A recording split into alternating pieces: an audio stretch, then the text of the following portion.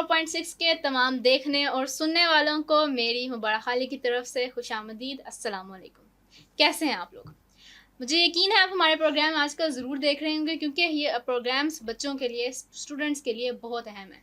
क्योंकि इन प्रोग्राम्स में हम बात कर रहे हैं स्कॉलरशिप के हवाले से, किन किन ममालिक में कैसे कैसे हम स्कॉलरशिप अप्लाई कर सकते हैं और कौन सी स्कॉलरशिप हमारे लिए अवेलेबल है। हमारे साथ मोहम्मद अदनान साहब मौजूद हैं, जो हमें अपने 17 साल का एक्सपीरियंस दे रहे हैं, हमें बता रहे हैं कि हम ये स्कॉलरशिप्स कैसे हासिल कर सकते हैं। अस्सलाम वालेकुम मोहम्मद अदनान साहब। वालेकुम अस्सलाम। कैसे हैं आप? ठीक ठाक। बहुत बहुत शुक्रिया, आपने आज फिर हमें अपनी बिजी रूटीन में से टाइम दिया। सबसे पहले आप हमें ये बताएं कि मैक्स स्कॉलरशिप है क्या? ये बेसिकली जापान ने इंटरनेशनल स्टूडेंट्स को ऑफ़र करता है मैक्स स्कॉलरशिप। इसका एक प्रॉपर एक है, इसमें भी वो 100% जो है ना वो फुली फंडेड होता है। ये स्कॉलरशिप जो जापान में जाकर आप डिफरेंट स्टूडेंट जो मास्टर्स प्रोग्राम के लिए, बैचलर्स के लिए जो स्टूडेंट जाना चाहते हैं उसके लिए ये ऑफ़र करता है जापान के। ठीक है, मैक्स स्कॉलरशिप जो है वो जापान ऑफर करता है और ये उन स्टूडेंट्स के लिए जो जापान में जाके एजुकेशन हासिल करना चाहते हैं। अच्छा, इसका एलिजिबिलिटी क्राइटेरिया क्या है?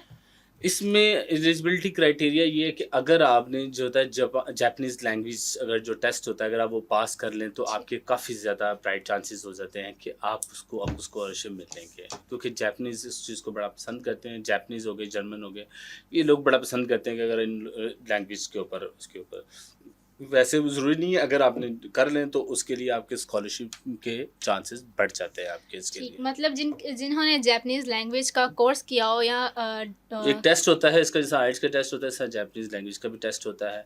अगर आप थोड़ा बहुत भी जानते हैं जापानीज़ लैंग्वेज के बारे में कि आप टेबल, चेयर, इन चीज़ों के नाम भी अगर जापानीज़ में जानते हैं, वो थोड़ा बहुत अगर आप ग्रीटिंग्स भी जानते हैं तो वो इसको बड़ा अप्रिशिएट करते हैं कि अगर आप उनसे, यानी जिनके पास जापानीज लैंग्वेज का थोड़ा सा भी नो हाउ है, उनके लिए स्कॉलरशिप ज़्यादा हाईली रिकमेंडेड है। और ये स्कॉलरशिप ऐसा नहीं कि इसके लिए ज़रूरी है। ये इंग्लिश स्टार्ट प्रोग्राम है, ये जापानीज स्टार्ट नहीं है, इंग्लिश स्टार्ट प्रोग्राम होता है।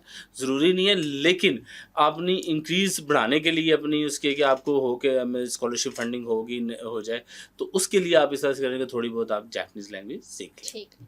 अच्छा, इसके अलावा कि ये 100% फुली फंडेड है, और क्या बेनिफिट्स हैं मैक्स के? मैक्स के इसमें ये कि जापान में आप रह के फिर आप फर्दर आप सेटलमेंट के चांसेस हैं, वहाँ पे आप सेटल हो सकते हैं, वहाँ पे जॉब के अपॉर्चुनिटीज़ मौजूद है आपके लिए, वहाँ पे आपकी सेटलमेंट है, बहुत अच्छी सेटलमेंट हो जाती है वहाँ पे। और इसका जो प्रोसीजर है वो है कि आपने अपने सारे डॉक्यूमेंट्स जो है वो क्या करने होते हैं। नॉर्मली होता ये है कि हम अपने जितने भी डॉक्यूमेंट्स होते हैं हम प्रोसेस करते हैं किधर, हम जो ऑर्गेनाइजेशन है उसको भेजते हैं। जबकि मैक्स के अंदर क्या होता है कि हम अपने सारे डॉक्यूमेंट्स क्या करते हैं, मतलब एम्बेसी को देते हैं, जो हमारी जो जापान एम्बेसी पाकिस्तान में मौजूद है या जिस भी कंट्री में, जिस कंट्री से हम उसको अप्लाई कर रहे हैं, तो वहाँ पर हम उसको भेजते हैं, वो वैलिडेट करके आगे एजेंसी को भेजते हैं। और क्योंकि डिफरेंट एजेंसीज़ का डिफरेंट तरीकाकार है, मैक्स के अंदर क्या है कि आपने सारे डॉक्यूमेंट्स क्या करने हैं अपने भेजने होते हैं एम्बेसी, एम्बेसी इसको वैलिडेट करती है, दैन इसके रिजल्ट्स आते हैं। ठीक ठीक। तो हमने थोड़ी वहाँ रहने की बात की, तो आप ये बताएं कि कितनी देर तक एक स्टूडेंट वहाँ रह सकता है, रेजिडेंसी कितने अरसे तक के लिए एक्चुअली होती है? इससे पोस्ट स्टडी वर्क मिलता है स्टूडेंट को वहाँ पे रहने के लिए। उसको कुछ देते हैं कि आप पढ़ने के बाद जॉब ढूंढने के लिए एक टाइम देते हैं कि आप उस दौरान जॉब ढूंढ लें। मोस्टली वहाँ पे जो होती हैं इंडस्ट्रियल जॉब्स होती हैं, इंडस्ट्रियल बेस वहाँ पे क्वालिफिकेशंस हैं। वहाँ पे जो भी यूनिवर्सिटी है उसके साथ एक इंडस्ट्री अटैच है। ऐसा नहीं है कि आप डिग्री करेंगे आपके पास जॉब ढूंढते, जो आप एक तरह से इंडस्ट्री में ही काम कर रहे होते हैं, पढ़ने के साथ इंडस्ट्री में। इसलिए जापान तो थोड़ी सी रोबोटिक्स लाइफ भी है, वहाँ पर काफ़ी टफ भी है, लेकिन चूँकि कम्पिटिटिव भी है, वहाँ पर इंजीनियर्स के स्टूडेंट हैं वो बड़े अच्छे जा सकते हैं। और जापान में एक और अच्छी ऑप्शन है कि हम मेडिकल के अंदर भी आपके पास ऑप्शन है कि हम मेडिकल के लिए भी जा सकते हैं, फुली फंडेड आपके पास वहाँ पर ऑप्शन होती है। लेकिन उसके लिए मस्ट भी आपने वहाँ पर जापानीज़ लैंग्वेज कोर्स आपके पास टेस्ट होना चाहिए। ठीक।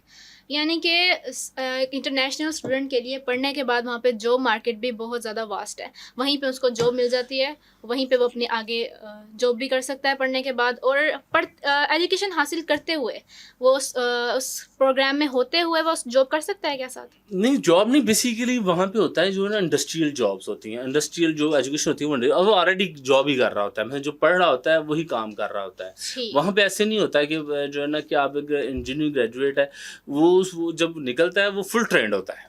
वो वहाँ पे इंडस्ट्रियल, वहाँ पे वो काम सिखाते हैं, वो इंडस्ट्री जो यूनिवर्सिटी है उसके साथ कोई ना कोई जो उसके रेलिवेंट है, वहाँ पे इंडस्ट्री उसके साथ अटैच है। अच्छा। इसलिए जॉब की उन्हें ज़रूरत नहीं पड़ती और अच्छा उसको स्टाइपेंड मिलता है, जिसकी वजह से उस स्टाइपेंड की वजह से उसे क्या होता है कि वो अच्छा एक गुज़र-बसर हो जाता है उसको। ठीक, बिल्कुल ठीक।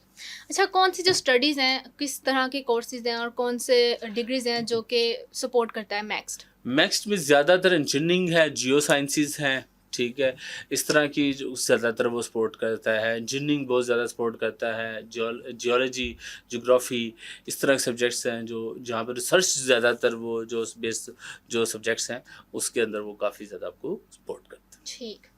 अच्छा, क्योंकि ये फुली फंडेड है, 100% फुली फंडेड स्कॉलरशिप है, उसके अलावा रेज़िडेंसी मिलती है आपको जापान में, जॉब मार्केट भी बहुत अच्छी है, तो इसको हासिल करने का कॉम्पिटिशन भी बहुत ज़्यादा होगा इसमें?